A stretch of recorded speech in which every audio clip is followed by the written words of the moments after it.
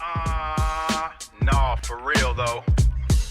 Peep the concrete chronicles, my secret origins honest. Every hustle's first appearance, putting paper on the harness. Got a super villain plot twist for the crooked politicians. Me and my crew are heroes on a whole different mission. They see the flashy jewels, that's just a secret identity. My real superpower is surviving this vicinity. Doing the uptown lowdown, know what I mean? Doing the uptown lowdown. Welcome to Secret Identities Podcast with your host, the tenacious T-Dubb, and I am your savvy savage Jody. We are here to bring you news, reviews, discussion, maybe a few laughs about everything in the comics, TV, movie, and media landscape.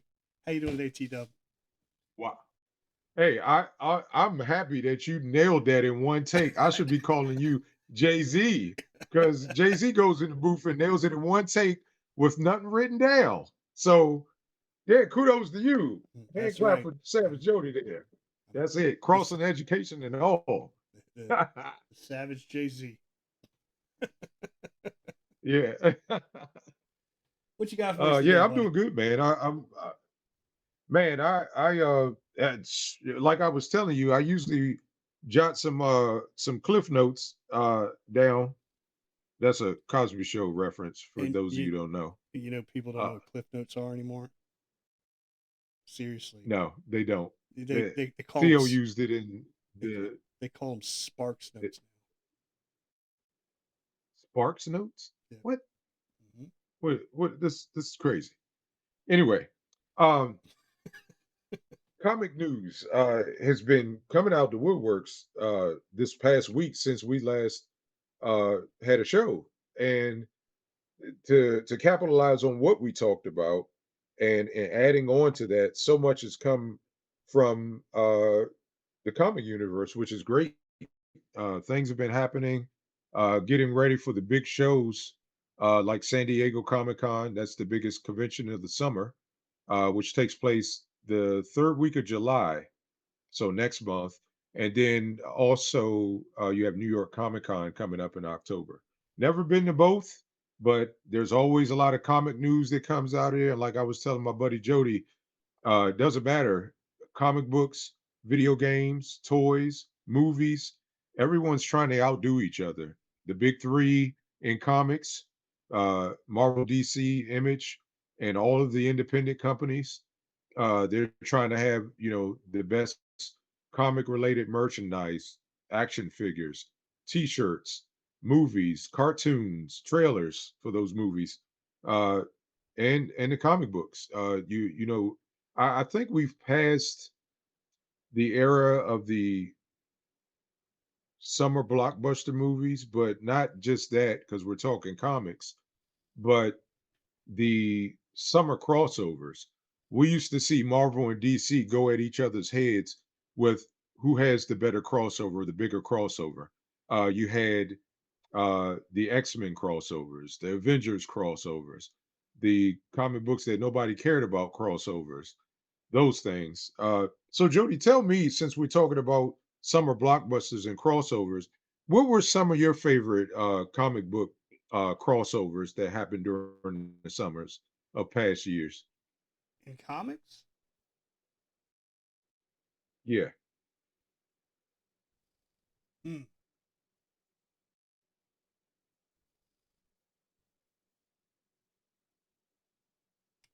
We'll play some Jeopardy music for you. That's an interesting one. I would say one of my favorite crossovers of all time is gonna blow your mind. Uh-oh. Get ready, everybody. Was the Midnight Suns crossover of Marvel. And this was wow. This was the first time, like the Ghost Rider books had been a thing for a while. You had Ghost Rider, you had Johnny Blaze, you had the Spirits of Vengeance book, but then you also had the Morbius book, who's kind of Spider-Man family, and you had Night Stalker's book, which was kind of out on its own. Doctor Strange was kind of more Cosmic Avengers level stuff. But with that Midnight Suns crossover, they made a commitment to bring them all under the same umbrella. So they all became this dark, like, supernatural demon fighting. It was all about Lilith trying to reassemble the Darkhold and bring back Mhm. I can't remember what the great evil of the MCU is, but and they started bringing in those characters that weren't, they were supernatural adjacent, but they weren't technically supernatural. So you had Doctor Strange coming in for this darker incarnation, which turned into Strange, his Spawn variant version, if you recall. You remember that? You remember that character at all? Yeah. Where he had the Yeah. mask, the white and black. Sleepwalker? No, it's called Sleepwalker? no Sleepwalker wasn't one of them. He's like Spider-Man. No. Oh, Night Watch. Night Watch Was it wasn't one Night either, Watch? but it seemed like he looked like he should have been. So it was like Night Stalkers, Hmm. the Darkhold Redeemers, Ghost Rider, Spirits of Vengeance, Johnny Blaze, Jack Russell, Werewolf by Night, Man Thing, and like a handful of other books. It felt like a really fun, energetic, like something new was happening. I'm a sucker for continuity, so when they're locking books together in a real tight continuity, it really does it for me because it makes your Yeah. stories feel like they matter. It makes you feel like you're plugged into it by reading more. And I think that's the big problem with comics today is that Yeah. I feel like especially Marvel has embraced this notion that everybody's comic is somebody's first comic, and if we slap a number one on it, we'll get a temporary boost in sales. So let's go ahead and do that as many opportunities as we can. And they do comics almost like seasons now. But if you want to inspire casual fandom, then do exactly what you're doing. But if you want people to lock in and feel like, the whole idea of the first appearance and the cameo comic book is I feel like it's our compulsion as readers, as comic book fans, to be in the know. The comic book guy stereotype is that, well, actually in issue 143 for a reason, because we love this stuff so much. We want to feel like those books that we read really had a reason to exist. And That's true. And I feel like the Marvel paradigm of making everything rinse and repeat and having a very loose canon and constantly kicking the can down the road to make Iron Man a veteran of the Afghanistan war instead of the Korean war or something like that, I think is a bad choice. Works for the movies, but I understand the compulsion to decompress your timeline a little bit or compress your timeline a little bit, whatever the case may be. But I feel like it inspires casual fandom. Makes people like, well, I've read that, and yeah, I like that origin for Man Thing, but I don't like the new origin for Man Thing. So I guess it's time for me to get off. You were gonna say something? No, I was letting you finish actually, but that actually kind of segues into what I was going to talk about in Marvel news. Marvel had just announced a new imprint, which to some people feel like it's yeah, trying to get at DC Comics for their imprint and the way they've been selling comics and doing so well for the past 2 years with Absolute Universe, and that Absolute Universe has been smacking Marvel around in sales and popularity in the comic shops. It's bringing people back to the comic shops. Uh, they they canceled their Ultimate line of books to some dismay. A lot of people were upset about that, and they're coming up with this new line called Midnight here, which is on the new solicitation book, the free book that you can pick up from comic shops. And they're with this line, they're going to be spotlighting certain titles. Marvel's Midnight is told to be a alternate universe horror imprint from Marvel Comics. The imprint introduces dark, terrifying reimaginings of famous characters, including Midnight X-Men by Jonathan Hickman, Midnight Fantastic Four by Benjamin Percy, and Midnight Spider-Man by Philip Kennedy Johnson, who actually is writing the Infernal Hawk that's out right now. I actually got to meet him a few weeks ago for Free Comic Book Day. Really nice guy.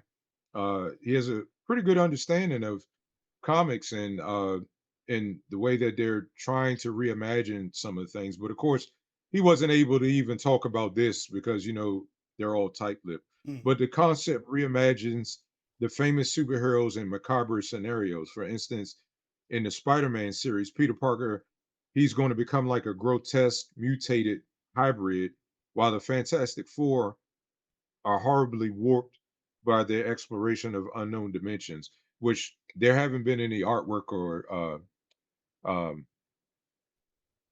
artwork released for the Fantastic Four. But for the X-Men, as you can see, the gimmick is for the covers is that they're going to only release in the solicitations half of the cover. When you buy the or go into the store, the comic shops, you open up the other half to reveal more of the cover. And this particular cover for Midnight X-Men, it's Nightcrawler, and you can obviously tell that's Storm's headdress They're vampires. with the hair, but they're vampires. So if you're interested in that, and it So seemed like something new you want to try out, definitely check that out. is it new? Um, Is it really new? Has Spider-Man no, never it's not been really new. has Spider-Man never been turned into a deformed monster before?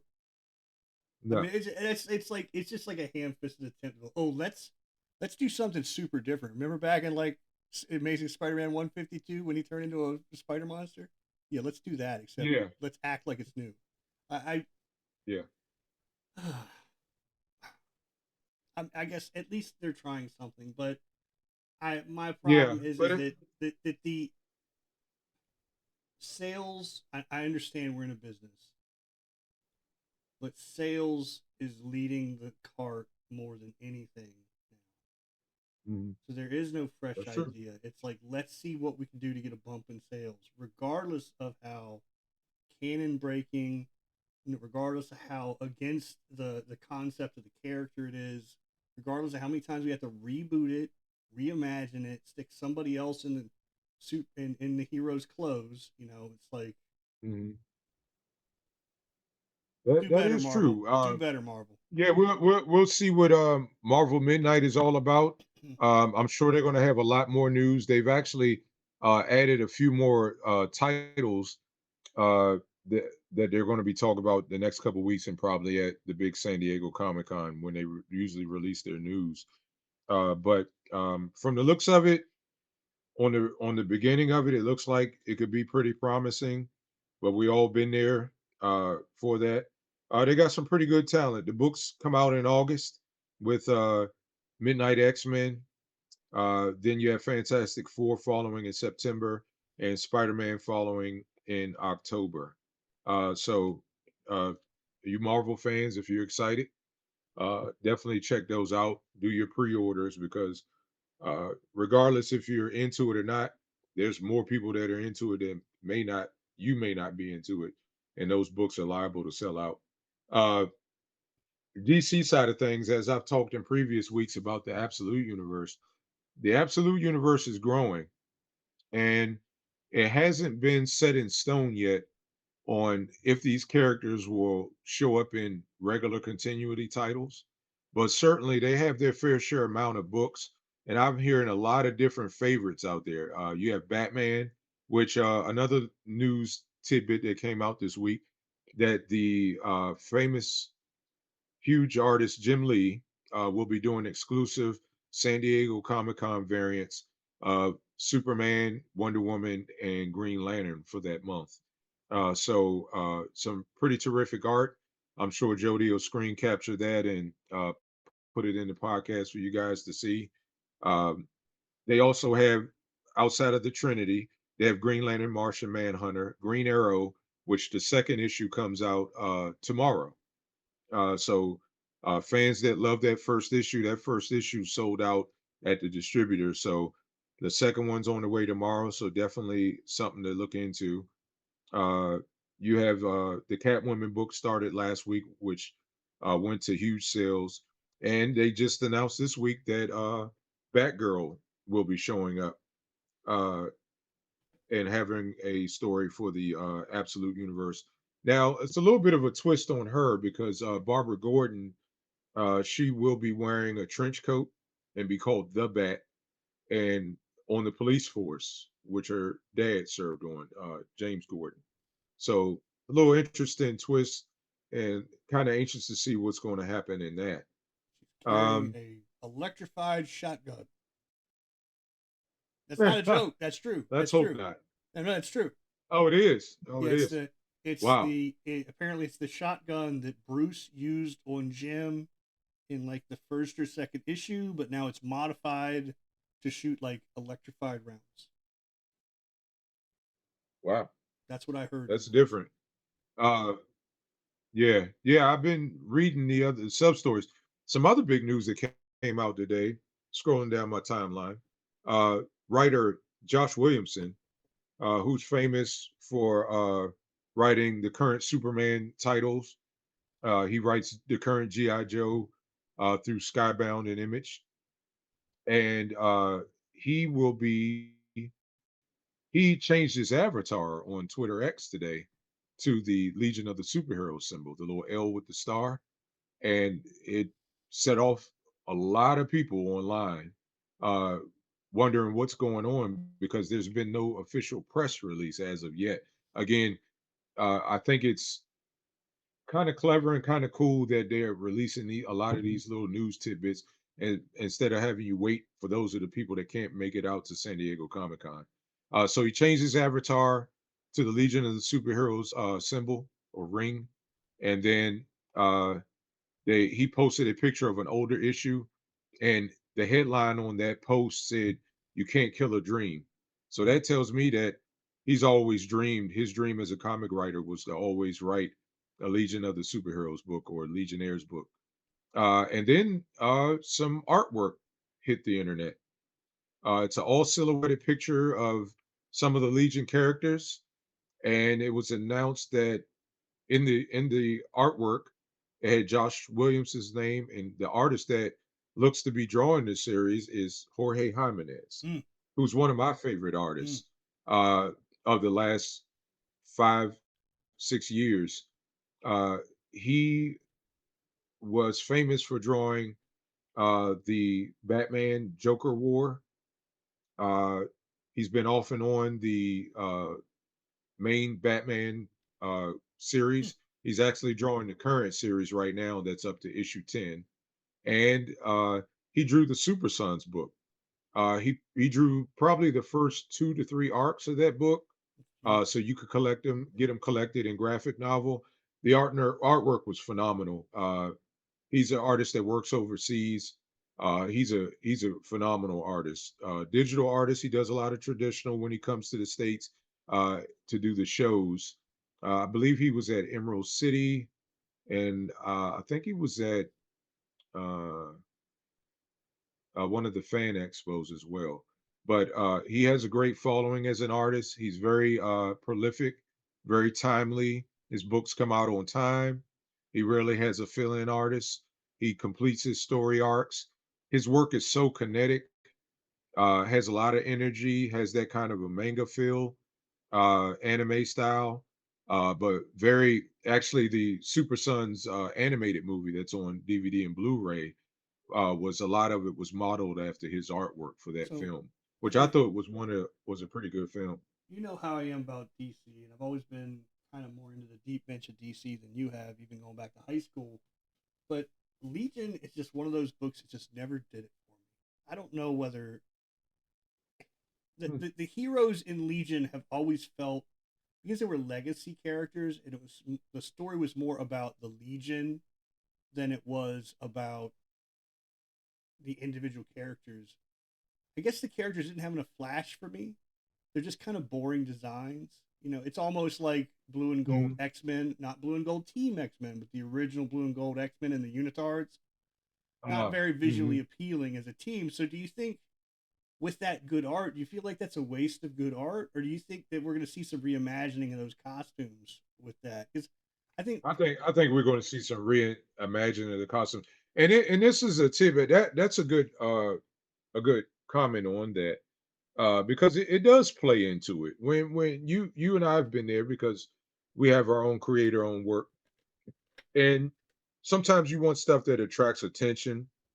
Sometimes you may have them wearing costumes or do some looks, or that you agree on in the designs that are a little more tamed until you bring them out into action or people get used to seeing them. I think with the Legion of the superheroes or Legionnaires, it's a huge cast. So you definitely need an artist that can handle all those different characters. And I believe that uh Jorge Jimenez is one of the few that can capture that. Uh One of my favorite Legionnaires short stories was actually in a Jim Lee Art of DC Comics book compendium that's out there. And there was a short story that Jim Lee drew the Legion of Superheroes in.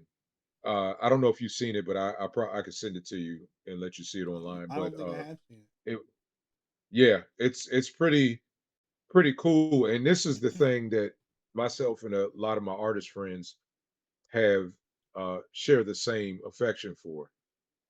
Sometimes it's not the costume that they're in or the look that they have, it's the artist that interprets it. Because Jim Lee, he barely did any changes at all to those costumes. And when he did, he has that great feel of anatomy when he draws, and the motion and conveying all of that artistic detail with Scott Williams doing the ink and Alex Sinclair doing the colors. I thought those 6 pages were phenomenal that he did. And um I think it may be different. I think this might be one of the times where if they can get a great story together and get people, I mean, and I know, even though those characters are a staple in the DC universe, they still had to pitch this in order to get this from the higher execs to say, okay, because look how long this book has not had a book. last These characters incarnation haven't was been in a first book. wave of New 52, and even that was Okay, yeah, well, and but that was technically not Legion. It was called Legion Lost. It was a whole bunch of members of Legion displaced into our timeline because the future of the DCU was in question at the time because of New 52, so they couldn't lay any real tracks. But like apparently there's a Legion curse. Like there's a lot of diehard fans, but they haven't had a well received book in a long time. So it's I'll let you finish your thought, yeah. but Legion always felt more like Star Trek than No, no. superheroes to me.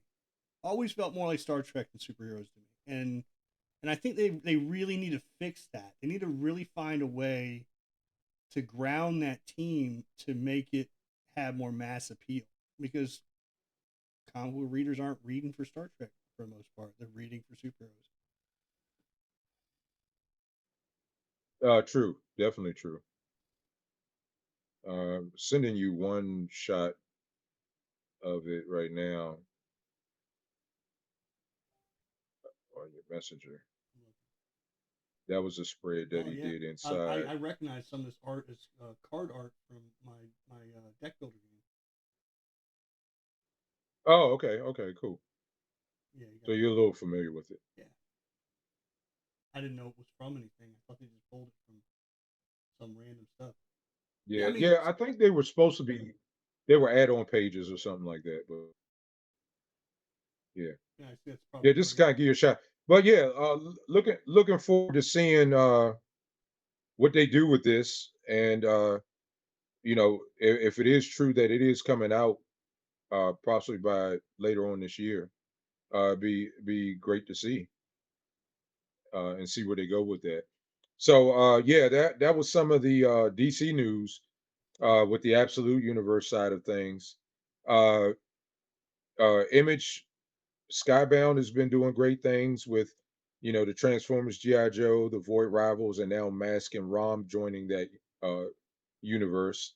Uh, one of the books that's coming out tomorrow is Battle Beast, Invincible Universe Battle Beast number 10, and that book is pretty good because I think there's about to be a showdown between Battlebeast and a character that I won't spoil. That you guys that are interested in are Invincible fans, I think you would really like this big battle that Battlebeast has on his hands in the next issue, which is issue 10 coming out tomorrow. Um, yeah, a lot of the Marvel titles are seem like they just keep restarting, and I think I've been reading a lot of posts about people talking about that, how they feel like every time they get into a new concept of something, uh, Marvel ends up starting it over again at another issue one, and then there's this big restart, and you can't get used to the creative teams. So uh, I can see that being a frustrating thing um, with Marvel doing that because I mean you're getting it trying to get to those milestone numbers, uh, the thousands of issues or the 675th issue landmark issues, and you can't get there if you keep starting. But I guess it adds to the legacy numbers. Well, no, they just cheat. They consider them. They do it all the time. They're like, oh well, this is technically. And DC did it too. So I'm not gonna. Yeah. I'm not gonna crap on Marvel for that. DC did it too. When it came Yep. to Youngblood did Detective, it. when it came to Detective Comics, they included the new 52 numbering. And they're like, "Yep, here we are, Wow. Detective 1000." Somehow after Oh paying man, some, I when I was working at a comic shop, I was I had to get help. I went online to get help. And we used pulled up one of those comic apps to say, what is going on here? I'm glad you brought that up.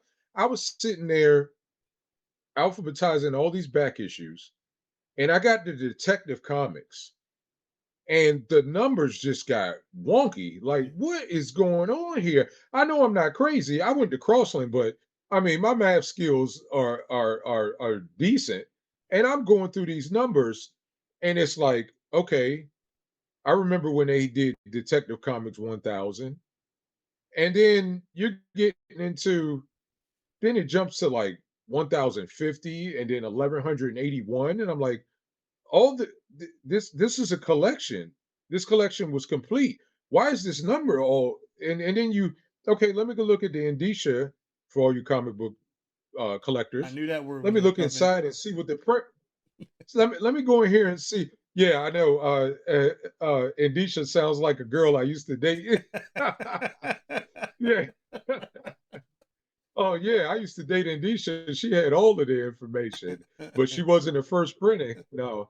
Um, so you go into Indisha and you're looking at the dates, and the dates don't add up. for You're for like, what are those they doing here? for those of the audience that do not know, in the first couple of pages of a comic book, usually at the bottom of one of the pages of the inside cover, you have a printer's blurb that lists the actual number of the book, the volume number, and the year that's printed, like you'd find on a normal periodical. So like when you're figuring out what comic you have, often you have to look at the indicia. In some cases, the only way you're going to know whether you have a second printing or not. Although the modern area, we seem to change the cover art or colorization or something to indicate that it's a second issue too, so it can be done by sight. But go on, Telly.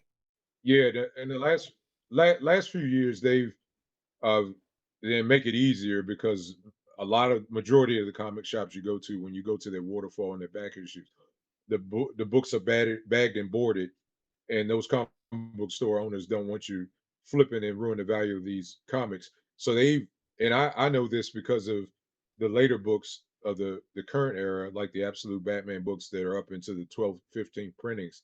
They actually printed on the front. So now, usually at the bottom above the uh, SKU number, they'll put third printing in a font that's very similar to the logo, or so it stands out so you can easily spot it like that instead of opening up the comic. But Uh, yeah, the numbering and this is the only book. Amazing Spider-Man, I think, did the same thing.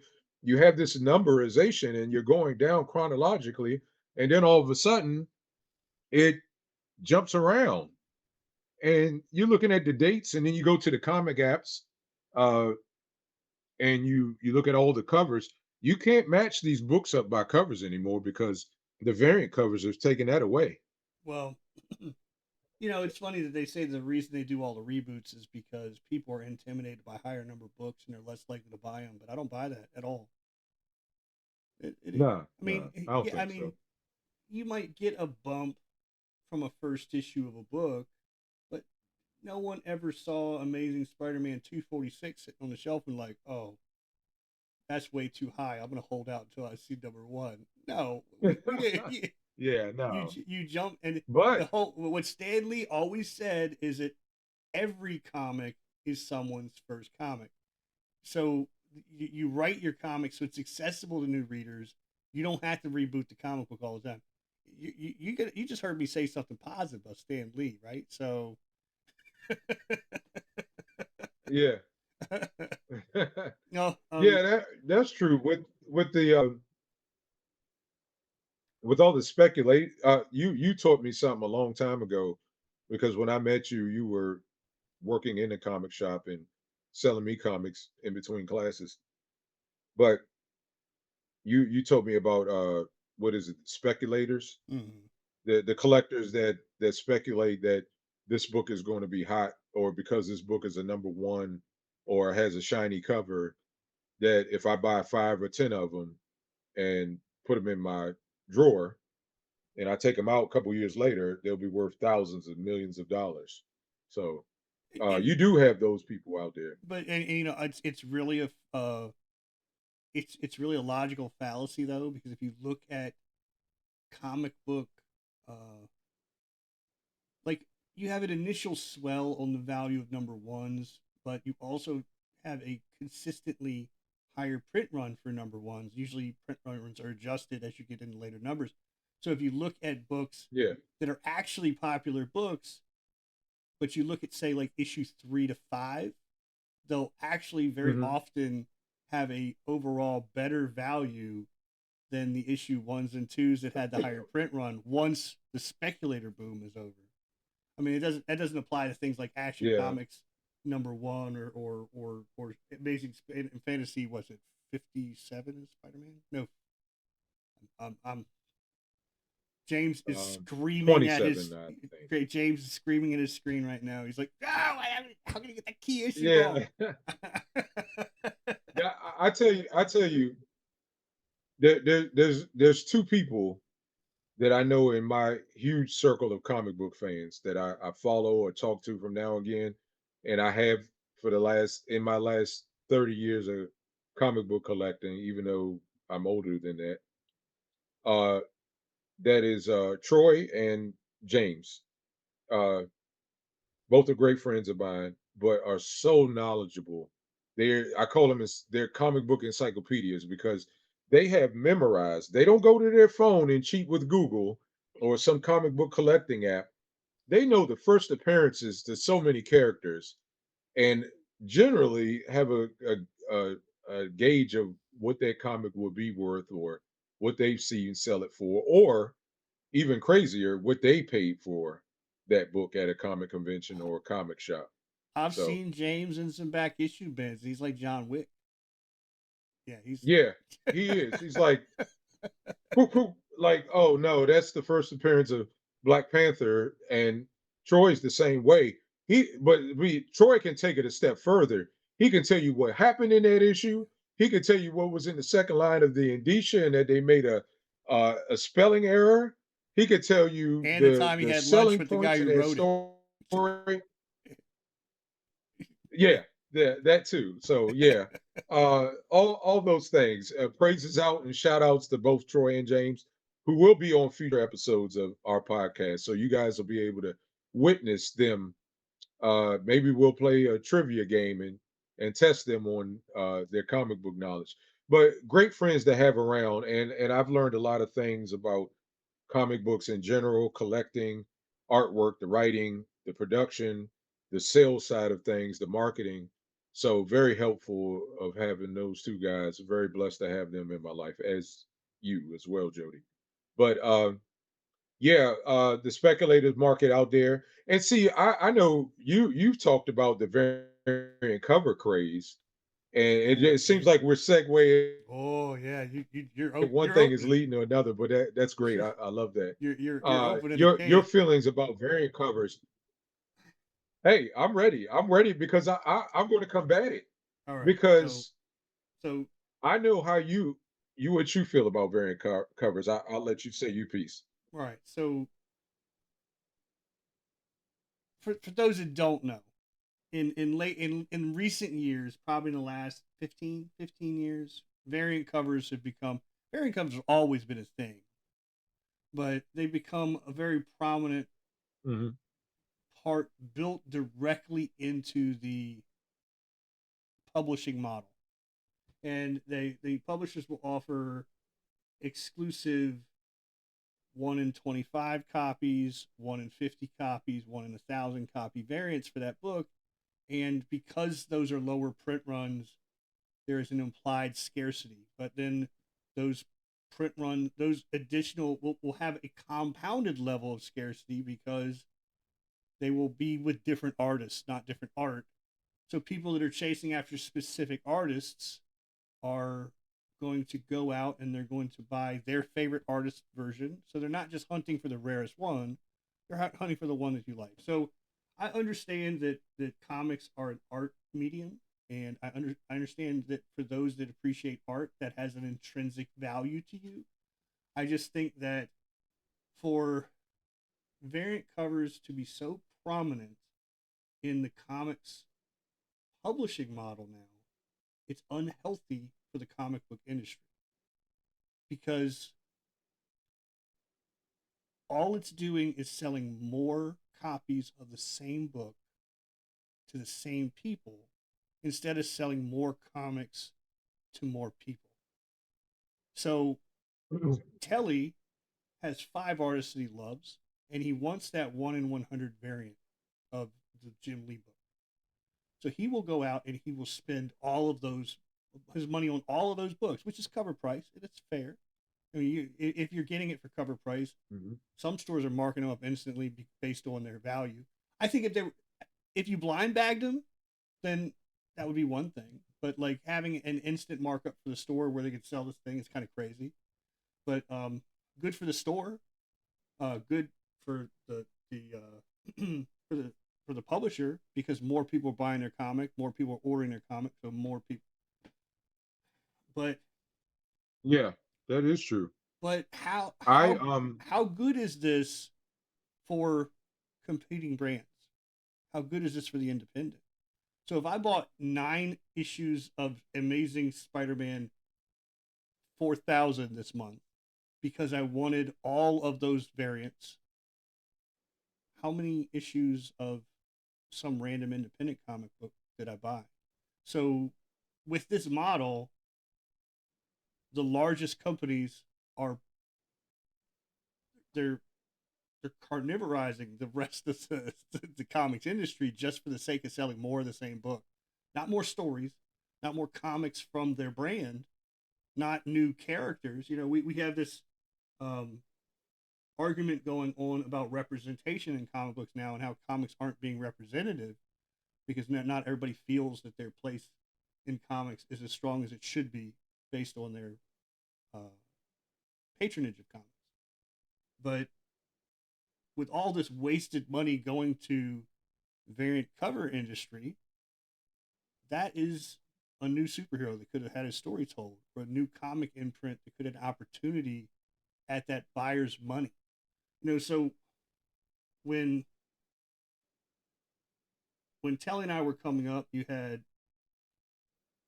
Dark Horse did their superhero continuity. You had Valiant Comics. You had the Ultraverse from Malibu that eventually got bought by Marvel. Um, Before that, you had Continuity Comics, which had some industry greats working there.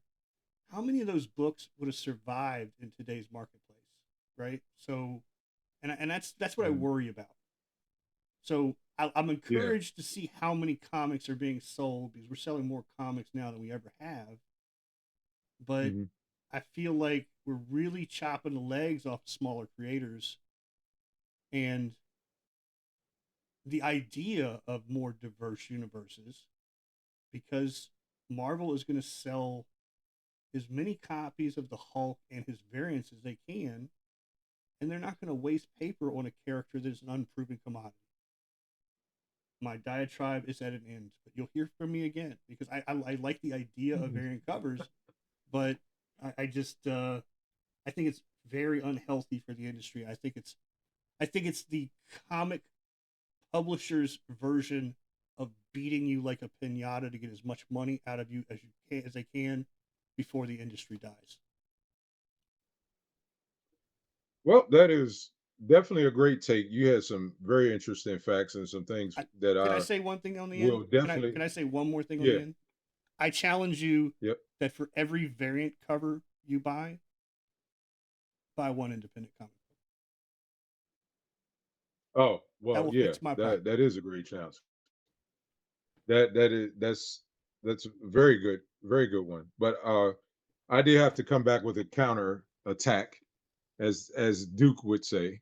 Can't see me. Uh yeah, sure thing, Flint. Sure thing, Flint. Whatever you say, Yeah, Duke. Duke's gonna bring it. Yeah, Yeah. Dukey's gonna bring it. What, you order dinner? Let's get into That's that. that joke's from the Lost episode of this podcast, by the way. Yeah. Before we go on, I want to apologize to everyone about the sound quality of the last episode. We wouldn't have ordinarily let it pass, but we recorded the first version of that podcast, completely lost the episode because of a sound issue. When we re-recorded, it had a very problematic lag and static problem in one of the voice tracks. The recording software that we usually use is currently down. Thank you, Twitch. So we're doing what we can to make this work for now. We think we worked out the bugs. We're going to keep trying to do better. Go ahead, Tony. Oh yeah. As I was saying, the thing about variant covers that I love, and people that know me know that people ask me what's the most exciting part for collecting comics for me, and I would say, and always say that it's the art. Uh, it's the artists that I follow, the artists that I've collect, the artists that I've admired for years, the ones that I've emulated since I learned how to draw or taught myself how to draw. Um, the variant covers when it started off slow in the mid '90s into the 2000s before it got heavy in the last 10 or so years was the fact that the variant covers would be 3 covers, maybe 5 if it's a more iconic character like your Spider-Mans, your Supermans, your Batmans, like that, or Wonder Woman, or your X-Men titles or your Avengers titles, your spotlight, your iconic characters, not your B, C level books that, like Jody was saying, aren't as popular or people don't want to waste paper telling stories about. Uh, the variant covers were great because, and I feel this to this day, even though it's going way overboard or how many variants are available, it's that you get to pick an interpretation of the character or that said set of characters for that particular book. So, am I getting a Batman book that has the regular cover artist art? Yes, that's usually cover A. Do you get a B? It's usually a black and white of that said regular artist color version, which was the main. Are you getting a cover C with an entirely different interpretation? It could be a painted cover. It could be a ink only cover. It could be a ink wash cover. It could be a collage or something that they use for a promotional ad, like the cool posters you see in the movie theater. I see a lot of times now they use the real life counterpart. I believe Punisher ran a variant cover a couple weeks ago that had John Barenthal on the cover. So I read online that it sold out instantly because it was his first comic cover with his likeness on there. So they're doing the same thing with the Daredevil comic last week. They did where they have the gentleman that plays Daredevil in the series. Charlie Cox. It's his actual face on the cover. Yeah. So given the choice of what artists and what artwork that I'm a fan of or that I like or that grabs my attention, do I seek that out? But I mean, as any collector, you have your limits. You have your prices that you're going to pay. I think sometimes they get kind of crazy when it's a 1 in 25 ratio, 1 in 50 ratio, or they take that artist that hasn't drawn anything in so long and you wish that you had something to get signed at the convention and they put that particular artist's interpretation of that variant cover in a 1 in 100 $100 or more cover. It's so frustrating, and that can be the thing. But when you do your research, see, there's always a method to my madness. Ooh, yeah, dig it. It's always a method to my madness. Oh, Macho Man WWE dig there for you wrestling fans out there. Did a little research on variant covers and was very set back and astounded on Absolute Batman because frequenting a comic shop that I do rarely, or most on occasion nowadays, Absolute Batman is up to 23 issues solicited. That means they have 20. The 21st issue comes out tomorrow. Will be guest starring the first appearance of Two Face and Absolute Penguin. So the interpretations of Absolute Penguin and Absolute Two Face will be in issue 21 tomorrow. They are solicited 2 to 3 months ahead with issue 23 and 24, who will be guesting more characters. But get this, Jody, are you listening? I am listening to you. Nowadays, not only do the DC or Marvel or Image or whatever company it is have variant covers, but they allow these subsidiary uh, comic vendors and retailers to put their own internet store, eBay store, or branded covers out for these characters. So that Batman Absolute Batman 21 may only have 5 DC covers that are by DC artists, but they could have 15 variant covers from independent artists with the permission of DC, of course, to put out through these other vendors. And these prices can go anywhere from the cover price of $4.99 all the way up into the hundreds. But here's the number thing where they say numbers don't lie. I just discovered that Absolute Batman that started in 2024 and is now up to 23 issues solicited per CLZ Comics app has 781 covers total, including variants for 23 issues of a solicited comic book. That is You astronomical. That feel is like you feel insane. like pinata? You feel like somebody's hitting you in the ribs because you like art? Can I ask you a question? For those you can for those of you that want to research like me and follow up to what we're saying, if you have a CLZ Comics app, which I recommend, it allows you to look up values of comics, alphabetize your collection, scan the barcodes, and they instantly go up, gives you all the creator information, the ratios. It's a phenomenal app that I haven't even finished in exploring, but I've had for a year. It's a great app to collect if you're a collector. But uh you can research the numbers that I was just telling you on any So comic book, so independent comics too. But what was the question you had, Jody? Sorry. well, it's a gotcha. It's really a gotcha because I understand as an artist you love that art and you want to see that interpretation of those characters. But Do I? yeah, That many? but have you heard of a pinup before? Have you heard of No, a because have you heard of a gallery book? Have we you know never you, seen a book of pinups printed before? So like you know you the know you know why they don't do pinups anymore? Because it affects the page count that they've lowered for a standard comic issue. it's a That terrible used to be argument 22 when pages you're of art. multiplying pages by 700 times because you're selling comic books that no one's never going to crack the spine on. Yeah, but they won't even pray. They won't raise the amount of art inside the book. They've gone to the covers.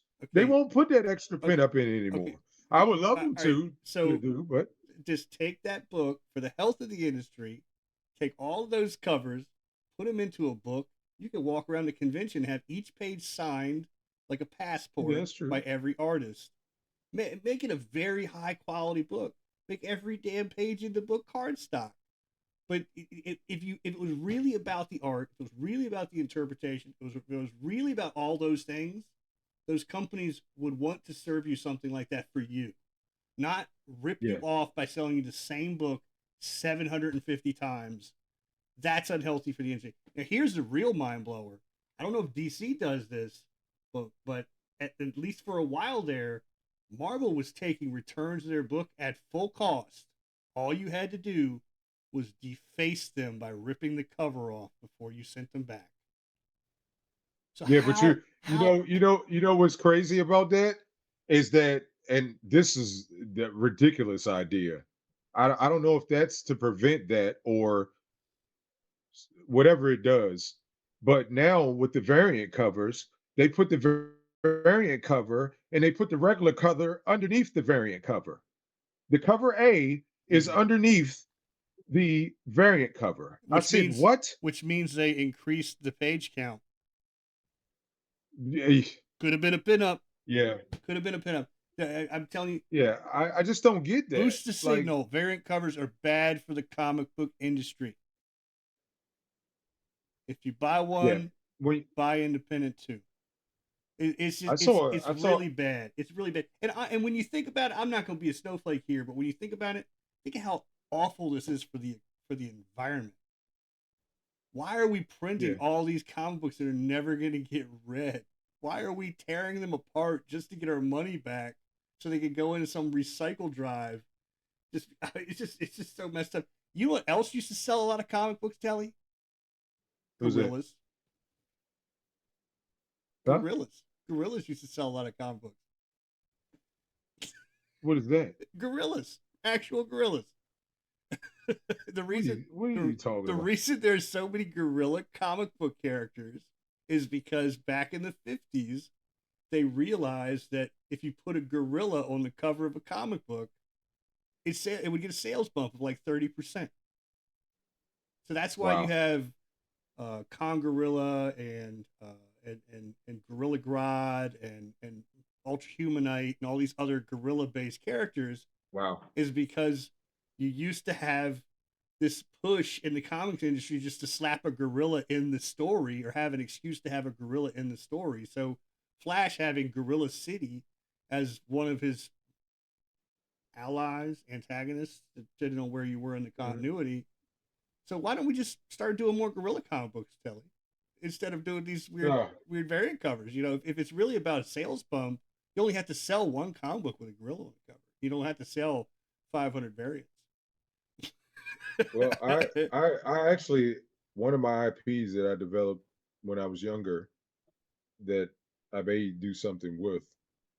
I had a gorilla concept uh, playing comic or cartoon series, so I'll give you some information on that later on. But yeah, crank up the Porsches. So yeah, uh, Yeah, wow. we'll talk about Yeah, yeah, yeah. We do that. Parental discretion is advised. that. uh, yeah, I just thought that was crazy with the amount of covers, and it's just like, man, how do you keep? And you know what's funny? I bookmarked this page. I plan on watching some of his Instagram videos to see where he is and how he goes about in his collection. But there's a kid out there. He's got to be 20, 21 years old. He claims to have every absolute Batman variant out there. And I said, "What?" And when I found out their number, I mean, you know, just it's fascinating. It's not to knock him or say he's or you're wasting money or whatever. You know, everybody has their passion. There's somebody out there that collects every comic book that has a gorilla on it. Believe me or not, I was talking about this with a retailer at the last con I went to, Big Lick Con in Fairfax in Manassas. We were uh we were closing down for the day on Saturday, and the guy had a box that he looked like he was an elder gentleman retailer, and he had trouble lifting one of the comic boxes. It was an older comic box, and it looked like it was tearing, and the books are about to spill out. And I went over and grabbed him in my hand, gave him, used my He-Man muscles and picked up the box and pushed the other box aside and let him put it in place. And then I said, "Well, you have any new boxes?" He says, "Yeah." So we stacked them in a new box and tossed the old one. And he goes, "You're pretty helpful." He said, "You know your way around a comic box." I said, "Yeah, I've been around a couple times or two." And he goes, he says, "I saw you looking at that book. The book was a old image book, Pit 1/2. And I have the whole. I'm a big Dale Keown fan. I have all 20 issues of Pit, but I don't have Pit 1/2, Was that the Pit half. mail-in? I believe it was, The and it actually, Wizard comic mail-in, right? yeah, and I think the Pit half book uh it's a reprinting of his first appearance from Youngblood 4. So it's a backup story, like a 10-page story. So pretty rare. I think it used to be worth $50. Well, after I didn't buy that book from him. I saw it and I was like, "Oh, that's cool. That's the only one I don't have." He gave it to me for free. Yeah. And I said, "Oh, you didn't have to do that. Thank you." But fast forward and getting to the point of this, relating to our conversation, Jesus is that was something that was a variant cover. Christ. Jared's back there throwing variant covers at you. Oh, you don't like variant covers, hey? Did you hear that? Yeah, well, it sounded like a bat or something. I don't know. What was it? I assume Jared did You're something, but you're playing with your sound effects buttons, aren't you? no. That scared me, man. You're a gorilla yeah, I'm come gonna across. you gonna see me turn white when I do the playback on this one. I was like, Oh yeah, yeah, you did. Uh, we were talking about collectors, and we were talking about the variant covers and how many he had and what he does to sell them. Well, we got there was another customer there that was digging through boxes of back ends, kind of what me and James do as recreation when we go to Comic Cons, digging in the dollar bins, we call it. Uh, he says he says to me, I can't believe there's still people out here to do that. And I go, "Do what?" And he goes, "They come with the crumbled up pieces of paper with their lists of comics that they're looking for." And I go, "Oh yeah, yeah." I said I've done that, but until recently I got the app on my phone and the notepad, and I keep everything in there and cross it out. But I said it's so funny that, and the guy actually started explaining to us his system, and he was like, "I almost have every issue of Incredible Hulk." And I'm like every issue? And he goes, "Yes, I'm only missing two." And I'm like, "Wow." I mean, it's like you meet some at a comic convention, you meet so many different people and so many different types of collectors. And that's what I'm getting at. The whole reason why we're having this conversation. Yeah, I may agree in some sorts, but I got my hangups about variant covers, and so do you. And it's a free world. Everybody, so we say, it's a free world that everybody says that, and can have their own ways that they do collecting. But it was just fascinating to see that and then have this conversation with this retailer, this vendor, comic vendor, about uh how people collect. And the guy's talking about, "Yeah, I have all the numbers written here to all the comics that I'm looking for, and sometimes I forget it in my car." Or he said the one time that he'll never do this again is when he goes to a comic convention, he'll never forget his list, because one time he said he was at a comic convention, he paid so much to get in that he there was no re-entry, and he had to call his wife to read off the comics that he was missing. And he said it took all day for her to make sense of what he wrote down. And he said, even with FaceTime and trying to say, "No, that number, this number, yeah, that number right next to that number." And it was that afternoon was so funny to have that 30-minute conversation with that other customer like myself and that retailer vendor store owner on how people still collect. And It's so funny to see those things. So yeah, uh, I don't knock it. I mean, there's so many types. You got people that follow artists. You have people that follow writers, uh, comics. Back when we grew up in the '90s, the cover enhancement were the variants.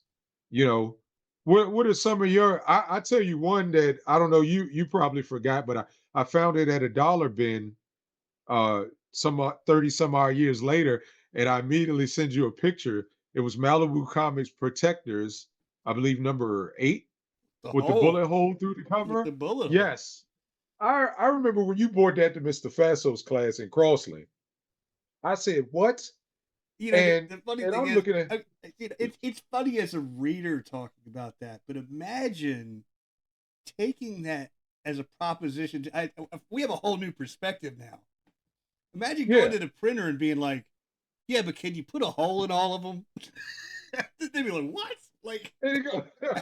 We want us to what? Like on the art? yeah. No, no, you mean on the side of the page in the No, no, no. gutter. Like, No, we no, want you to straight through the totally put a book. hole right in the book.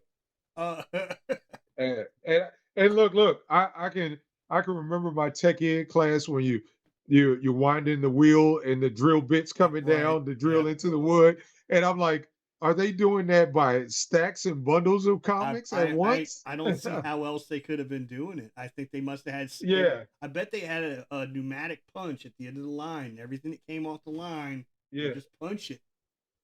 But like, what a and, weird and punching variant.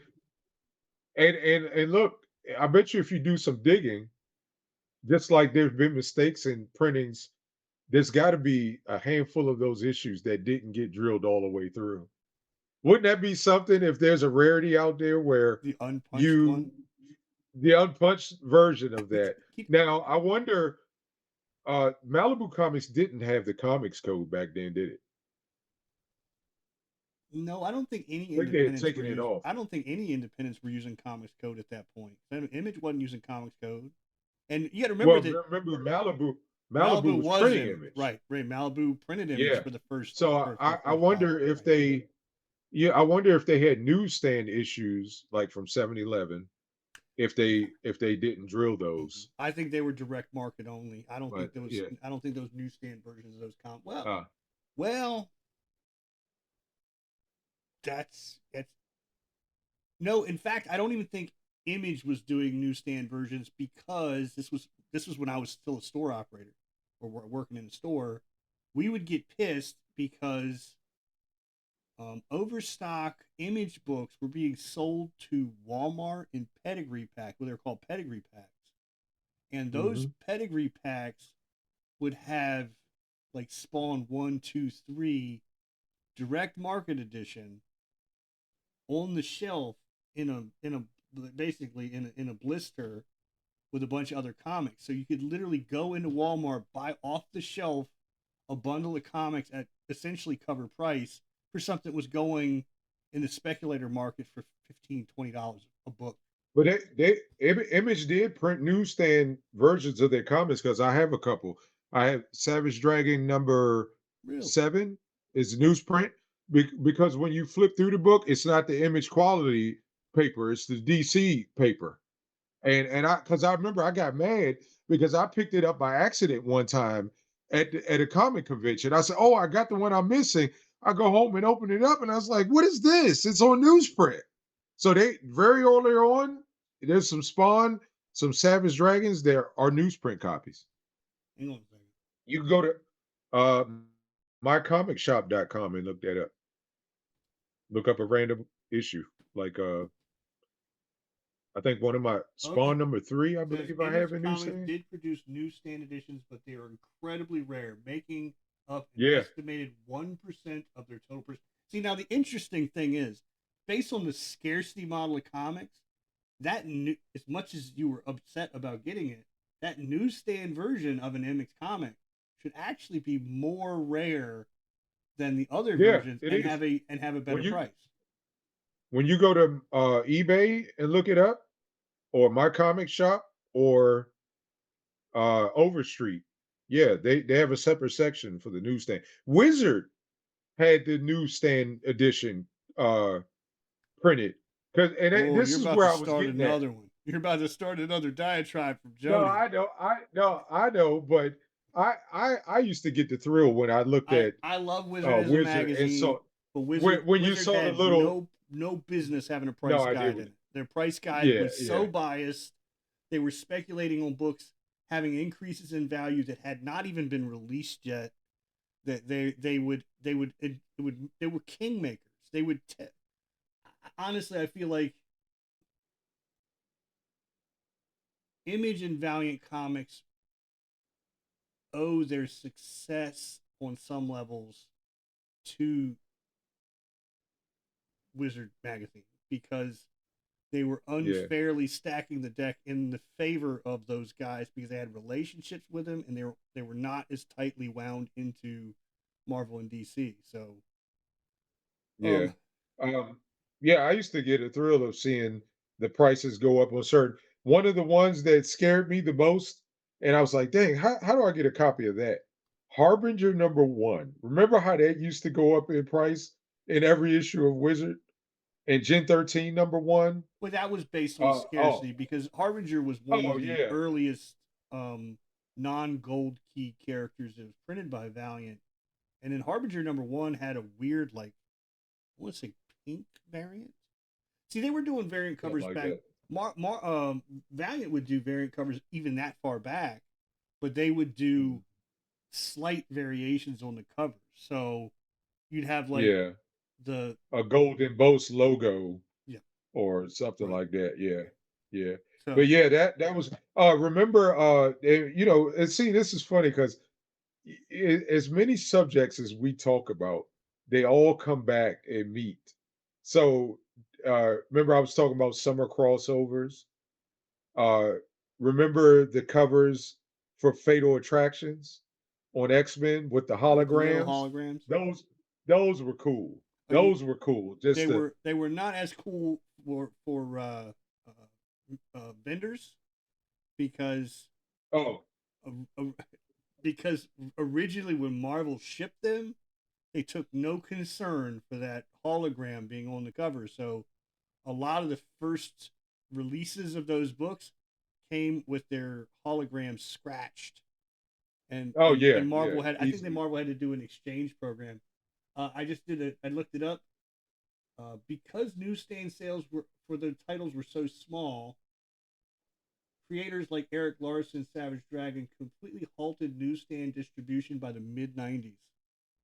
So Yeah. it didn't last long. Yeah, it's only in those first maybe 15 issues, 15 to 20 Yeah, they issues. say that Spawn #1 Yeah. newsstand edition is very sought after comic. Yeah. Interesting.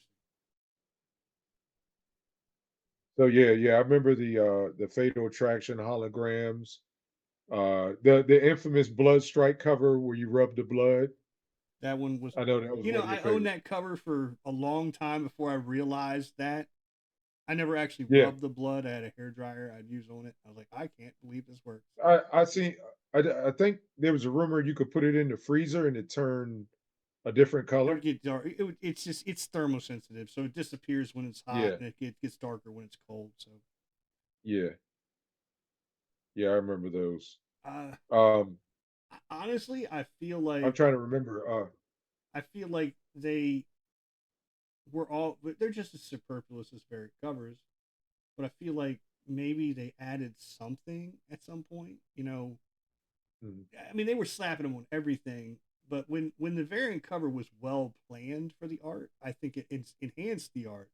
But when it was just something where like, oh, we're gonna put this prismatic foil cover here, like was it Young no Wildcats 2 with the prism foil cover Oh yeah. in Yeah, that's one the of my favorites. the void power effect, very good use of a Yeah.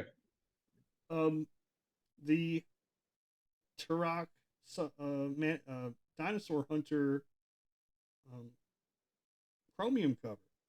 Bart Sears art, Yeah. gorgeous. The way it sets off the colors in that art, just amazing. Yeah. Yeah, that was I like the Exo Man War Zero with Caseta. when with it all did, the they did the colors. they did the Oh, first that floppy chromium. chromium. Yeah, the floppy chromium, the Yeah, Mylar yeah, chromium. yeah. Real nice looking Then they book. did it again with Ninja. They did it with that one. Uh, and you had a lot of Spider-Man variants. Most of those were like glow in the dark or like a glowy type of feel. Foil cover for Um, his web armor. The first time he used his web armor. yeah, I think that was Web of yeah, Spider-Man. Can't remember yeah. what issue it was. I'm not gonna And then they embarrass had myself by trying. uh the lenticular cover. I One of the funniest variant covers that I've seen in the last year. Some I guess they had an Invisible Man comic series, and the cover is Invisible Man on the cover and it's blank. mm, You can see that it's drawn there, but when you hold it up, he's gone. mm, It's Invisible Man. that's I interesting. thought that was hilarious. Yeah. The first or second issue of Absolute Martian Manhunter, there is a added bonus to the page inside where if you fold it or something, it shows a reveal in his under his mask or his eyes. I'll have to look it Like the up. old crack But magazine where you yeah, Z fold the pages, you yeah, get a new image. That's I thought cool and that was all. pretty clever. I That's bet cool and you all, would but like it. like, but what comic fan is sitting there folding up their comic book, man? Like, come on. The same person that's buying the same variant cover twice, Jody. Oh, You just answered your that's question. not true. Boom. That's not true. All those people buying those variant covers are putting diapers on them, and they're tucking them in at night, and they're treating them like they're special children. They can't you do know any my wrong. you know my my favorite variant cover of all time? The gatefold cover. You know why? Because there's just more Because art. you're getting yeah, you're getting extra art for free. Yeah, Like, oh, turn it on the back. Oh, yeah, there you go. I And would. you talking to somebody that would take one of their favorite artists' gatefold covers, buy two, take the staples out, and hang that sucker on the wall. I So, would say I'm a yeah, sucker for a wraparound. I don't need a gatefold.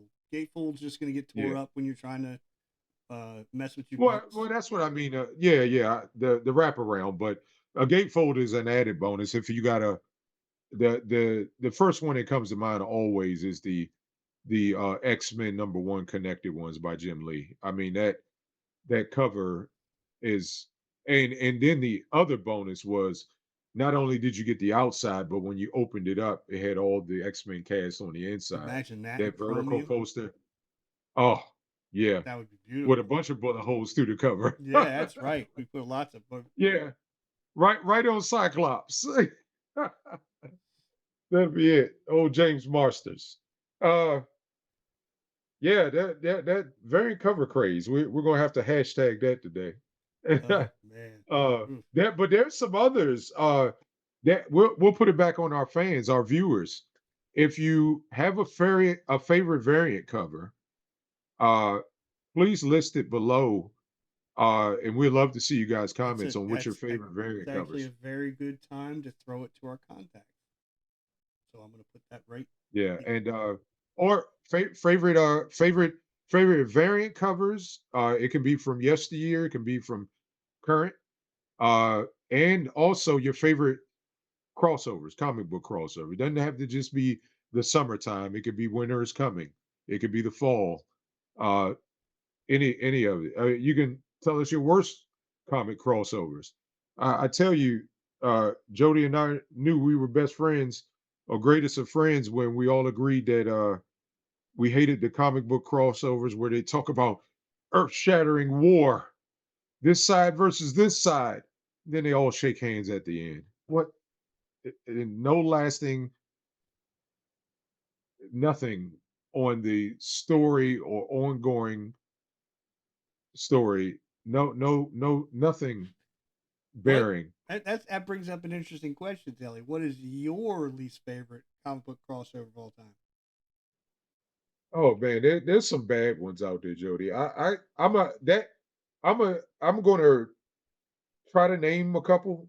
but I'm gonna give myself some homework and go back and find those for you. But um some bad ones?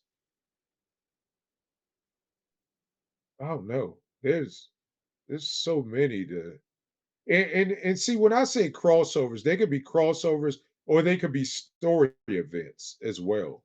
Because the story events doesn't mean they have to cross over with another book or another team or another character. It could just be an event, something that's trying to change the status quo of that character or characters in a known comic book. So, uh, man, yeah, there's been a number of X-Men crossovers and stuff that I didn't like.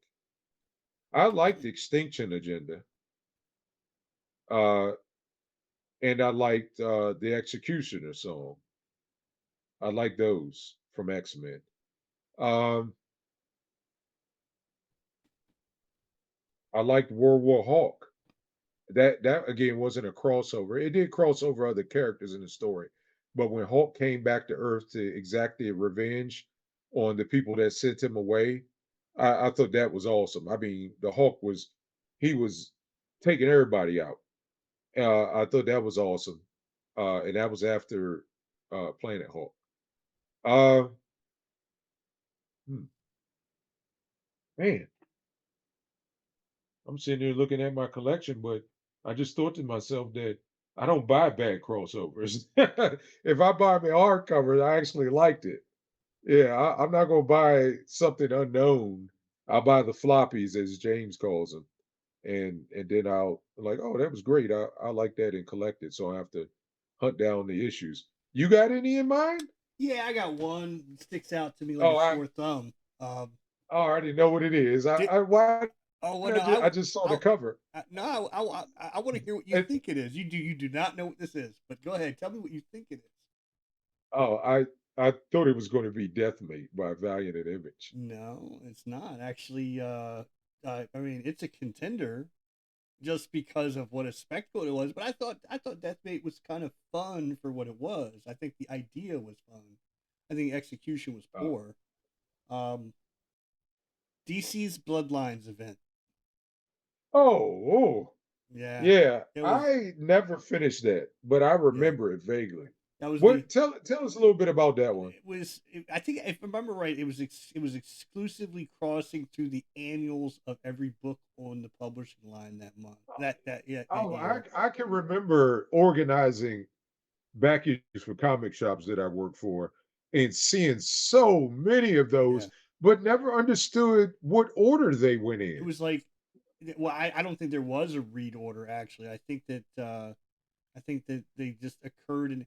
So like, if I remember right, these aliens attacked, and the aliens, for some reason, they had this venom that was killing people, but some people would actually get superpowers from it. So just it was Hmm. just kind of a really strange. Now, A this was in the 80s or the 90s? I think it would have been early '90s. I think it was. Yeah, DC.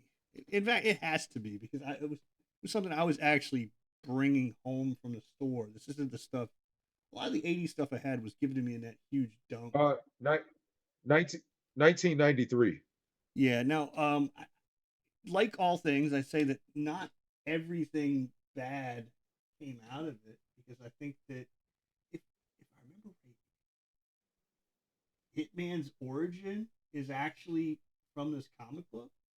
From Hmm. this, like Hitman got his powers from this book. Um, it's like there's another weird one that was very similar from Marvel that I can't remember the name of, and Oh, they did a Bloodlines one too. It was like Captain America 26 or something like that. this one was a crossover event from Marvel where every annual for everybody's book would introduce a new group of characters or new characters. So, Yeah. and they were polybagged. They had a trading card of the new characters. Um, So it says they introduced the wave of new blood, the DC one. 7 DC comic series were spun out of the event: Blood Pack, Razor Sharp and the Cyber Rats, Hitman, Anima, Loose Cannon, Argus, and Gunfire. Yeah, so I like, remember all those books but in the only one that alphabetizing them. really matters in the scheme of things is Hitman. So I was right. I was Well, right. yeah, one of 7. Wow, 1993. Did you know that New 52 had a spinoff of it New 52 had a as part spinoff of New of 52? Bloodlines. As part of as part of the New 52, a reboot of DC's continuity, the Bloodlines crossover was revamped and integrated as a 6-issue miniseries. Really? That I didn't know. Yeah, What? I didn't know that. Wow. When? It must have Like, how didn't did I sell. miss that? I don't. I mean, I was buying like every book on the DC bench. Like, I don't understand how I missed Yeah,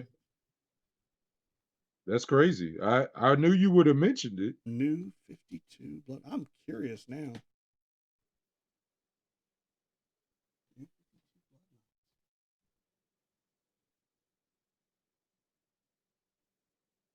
Oh yeah, I'm looking at Bloodlines. the Oh, yeah. I'm looking I'm at looking it at the too. cover. I do remember that. I remember the cover. Yeah, I'm looking at it. Yeah. I didn't You realize there probably was a can't see it. connection to it. Nice art on that cover. That's a VK Marion. He was brought on by Aspen Comics, I think, right at the very end. I could see Aspen influence in that. I just the way that girl's Yeah, hair lands. Yeah, I could see that. yeah. Michael Turner stuff. Yeah, I how did I not? They must not have stocked this in my store. I remember seeing it. I remember seeing it I remember on seeing there. that art. I do remember seeing it. Um, But but now you're interested and want to dig up the back issues. You can come with me and James to the next show. I mean, who on earth thought it was a good idea to do a mini series about that? I mean, anyway, I'm not going to be nasty. Everybody, I'm going to tell you a story, Telly. Oh, let's do it. Story time with Jody Lawson. Here we go. I was a pretty young kid when I was working in the comic shop. I fell into the responsibility of helping out in the comic shop probably before I should have. I didn't know about shutting my mouth, and I was very loud, and it was my space and stuff. And I'm like stocking the shelves on new comic book day. We did 2 a week back then instead of just 1. Mm. And I'm like looking for spots for new stuff in the waterfall. Like there's so many image books and volume books coming out. We were boosting the hell out of those in our store. And then like everything that wasn't in the subscriber boxes would go in the waterfall. And I'm looking for a new spot on the waterfall to put this book away. And I got a Green Lantern Green Arrow comic in my hand. And I'm like, who reads this expletive? Like, it's like, I just start going off about this book. I'm like, I mean, like, who the heck is reading this book, right? And I'm just Uh-huh. trashing this book. And then I walk behind the counter to ring somebody up, and a guy in line slams a stack of comic books down on the counter, and he storms out of the store cursing me. And I'm thinking to myself, Oh man. I was like, what's that about? The guy's like, oh, he reads that book.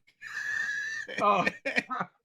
and that's the day I learned my lesson that you can give your opinion, but don't totally crap on something that somebody else probably likes. I've been there, and yeah, that's you definitely. It's a sensitive culture. And So the real irony is I learned later on I was completely wrong. It since then Green Arrow is one of my favorite characters. I understand the Green Lantern, Green Arrow, hard traveling heroes was a huge. Now that was before my time, before of course, but this was basically its spiritual continuation, uh, where but it's hugely influential on how street level and topical comics could be. So I Yeah. was totally a dumb kid in that situation. That's a funny story. Yeah, that's why I had to stop myself before I totally crapped on Bloodlines, because everybody is somebody's favorite. Yeah. Tell us what your favorite comic book is, and you can do that. You just shoot to us on our socials, and I'll put our socials right here. Thanks again for joining us. If you like what you saw, give us a like. If you didn't, let us know how we can do better. If you know someone else who might like us, please share. Help us boost the signal. For audio only, they can find us on Spotify by searching for Secret Identities Podcast.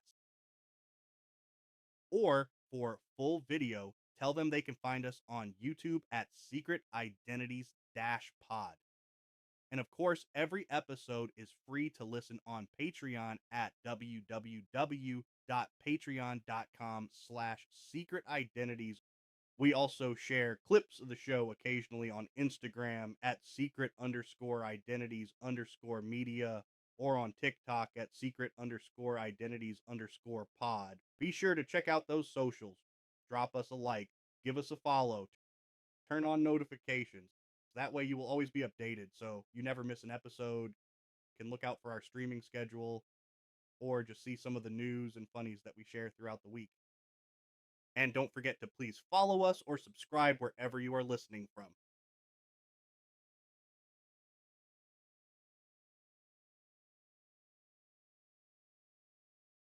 Yeah, yeah. No, I just was sitting there trying to remember. I was thinking of crossovers that I would love to see.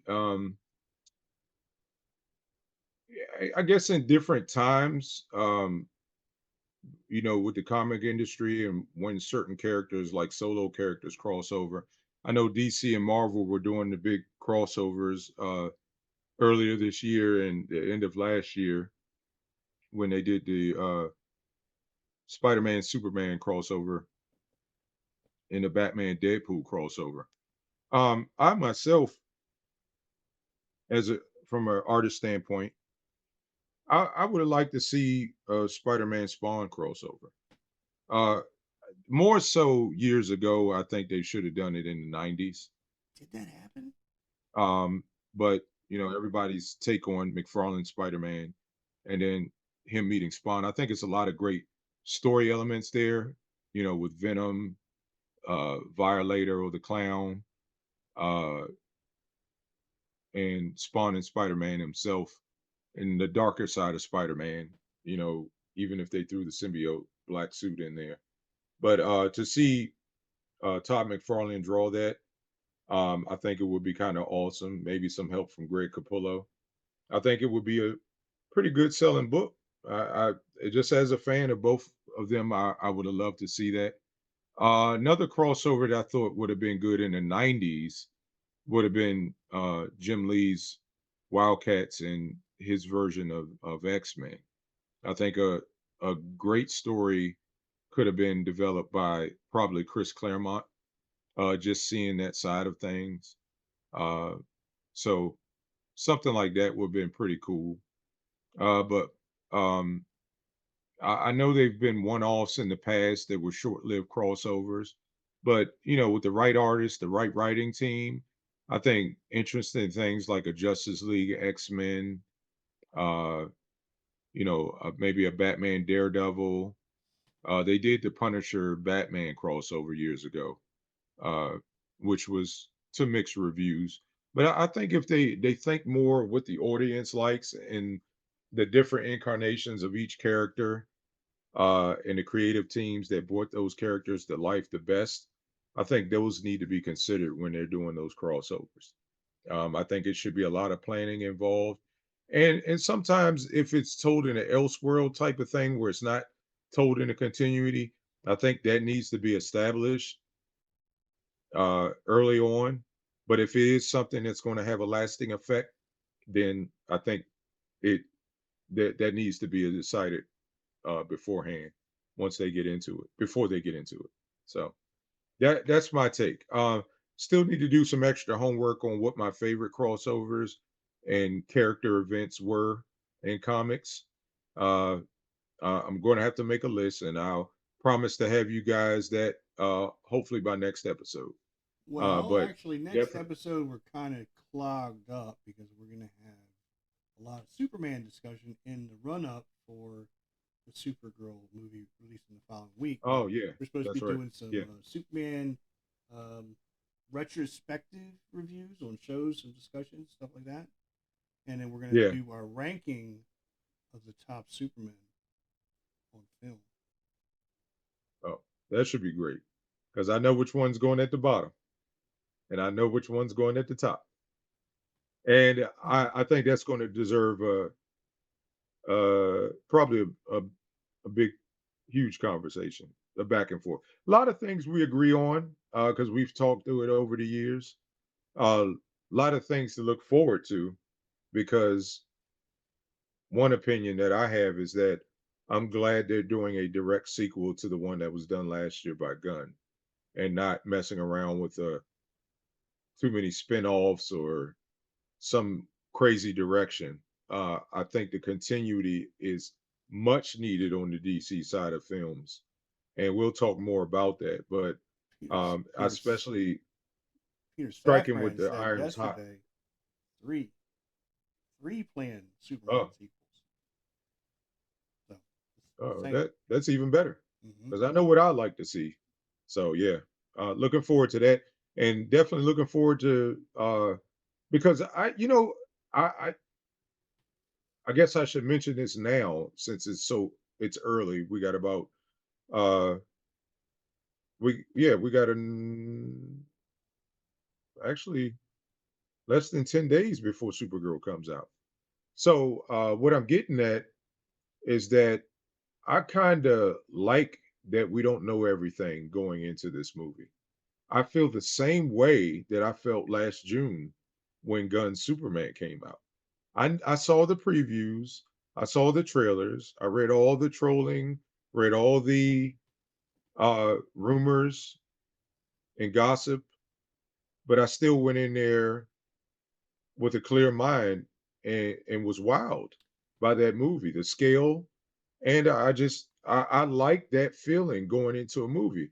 You know, nobody really likes to be spoiled, and nobody likes to be influenced on what they should like.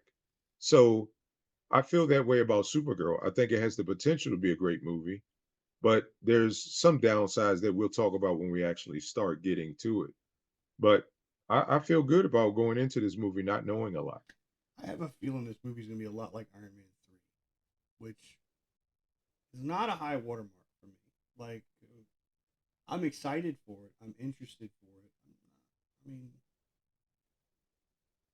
I just hope it's hiding a lot more than it is, Yeah, or I it has the emotional resonance it's trying to have. It's obvious from the yeah. trailer it's trying to have a very high emotional resonance in a way that superhero films don't usually try to have. And that's why I feel like Iron Man 3, the real plot point of that movie was how Tony was adjusting to a world with Avengers, his PTSD from the New York event. So I have a feeling that a lot of this movie is just going to be Kara working through her grief about a dead Krypton, a planet that exploded. Well, Krypton, Argo City. I don't know how they're going to swing that one. Comic continuity. She wasn't actually from Krypton. She was from a Kryptonian colony on another planet. Mm, But I trust Gunn that he could make it fun because a lot of people are accusing it of being Guardians of the Galaxy with Supergirl. And if that's what it was, mhm, I'm totally on board because I love the Guardians of the Galaxy movies. I think is what really got me to fall in love with Gunn's style. It's a good mix of humor. It's a good mix of pop culture, and there's a lot of emotionality in a world that feels lived in. And I mhm. think that that's an important part of Gunn's universe so far is it does feel lived in. It doesn't feel like a prop. It doesn't feel like all that other stuff. Yeah, I'm hopeful. I like what you said about the surprises. There's a lot of surprises that come to my mind. I hope the breakout role is the Lobo character. I have high hopes. I think he could really they could really make this into a vehicle where they can use him more with his role in this movie. Uh, there's a lot of other tidbits that I would love if they keep secret about what we talked about last week that we was previewed on. If like there's a tidbit of Luther in the lab with his armor as like a preview or precursor, maybe some Mr. Terrific somewhere, a cameo scene would or be or awesome. if it's just somebody else. And that's another thing I love about what James Gunn is doing. He's going deep bench. He's not just giving Yeah, you a Trinity. He's not just giving you another Batman thing. He's putting new faces on the screen. He's making new IPs. I mean, he didn't have a lot of the movie, but Mr. Terrific stole Superman. He had yeah, arguably one of the best action sequences in a superhero movie last year, and I want to see more of that character. And that wasn't even a character that had not seen media in 10 years. They had Mr. Terrific in the Arrow show, which was a pretty poor version of him. So, like, I love what he's hmm doing. He's giving these characters dignity. He's also, I mean, there's some argument that Alan Ritchson might be cast as Wildcat. You see Wildcat on the screen, insanity, man. See Alan Ritchson yeah, with his knuckles all wrapped up in boxer's tape, just pummeling the shit out yeah. That would be cool. of. I there's a lot I want to see in this world that he's creating, this world building he's doing. So yeah, looking forward to that. Maybe I know it's too soon. Maybe maybe we'll see James Gunn's Bruce Wayne or as a cameo, as a walk by, as a someone standing on the I, rooftop at night. I think you're Something. gonna see him in. You never know. I think you're gonna see him in the Man of Tomorrow next year. But I don't think you're gonna see him in Supergirl. I think that James Gunn would probably see that as disrespectful to Supergirl. I think he was so impressed with that script, he moved it forward in the timeline. So he was so Yeah, over the moon about that, and he thought that Millie Alcock was so good, he moved that up to be the second movie when it was supposed to be like the fifth. So I think with that in mind, I don't think he would jam some Batman Easter egg into that movie and totally step on her movie. I think he's going to give that movie to her and maybe some supporting cast that we've never seen on screen before. yeah. Yeah, I'm looking forward to it. So I'm looking forward to our conversation. What do you guys want to see in the Supergirl movie? Uh, Comment below, let us know, and we love to go back and forth on some of you guys' ideas or see what you're looking forward to. That'd be something. We're going to give a shout out to our patrons or our Patreon information, and you can always check us out on Patreon, where we post each episode and updates so you always know what is going on with the show. If you like the show and you want to help us keep the lights on while you are there, you can become patron. For as low as $2 a month, you can become a league member, and that will give you access to exclusive pre-show and post-show content each week, as well as the retro movie reviews. Or for just a little bit more, at $5 a month, you can become a Power League member, getting pre-show, post-show, retro reviews, a discount code for our merch store, and a producer credit in each and every episode. That's patreon.com/secret identities. Put it in your search bar, look for it in the show notes, or find it with the rest of our links with our Linktree QR code.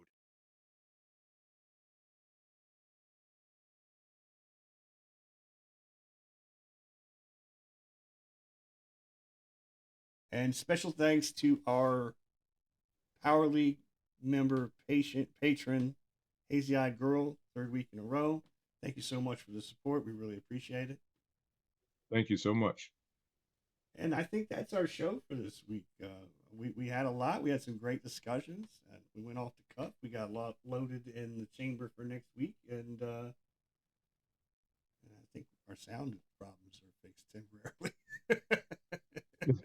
Yeah, good. I think they definitely want to hear what we're talking about. So yeah, it was good to I'll hear do. it. Again, we apologize for the technical difficulties. We think we got them ironed out, and we'll continue to keep bringing comic news, pop culture, and retro movies, and current movies. So And I guess a question I would like to ask is, how do you guys like me including visual aids in the video?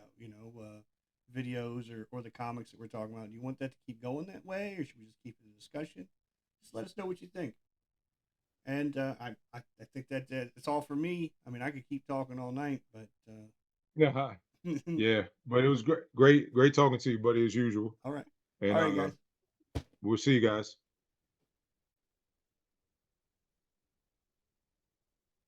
Thanks again for joining us. If you like what you saw, give us a like. If you didn't, let us know how we can do better. If you know someone else who might like us, please share. Help us boost the signal. For audio only, they can find us on Spotify by searching for Secret Identities Podcast. Or for full video, tell them they can find us on YouTube at Secret Identities Pod. And of course, every episode is free to listen on Patreon at www.patreon.com/secretidentities. We also share clips of the show occasionally on Instagram at secret_identities_media or on TikTok at secret_identities_pod. Be sure to check out those socials. Drop us a like, give us a follow, turn on notifications. That way you will always be updated, so you never miss an episode. You can look out for our streaming schedule or just see some of the news and funnies that we share throughout the week. And don't forget to please follow us or subscribe wherever you are listening from.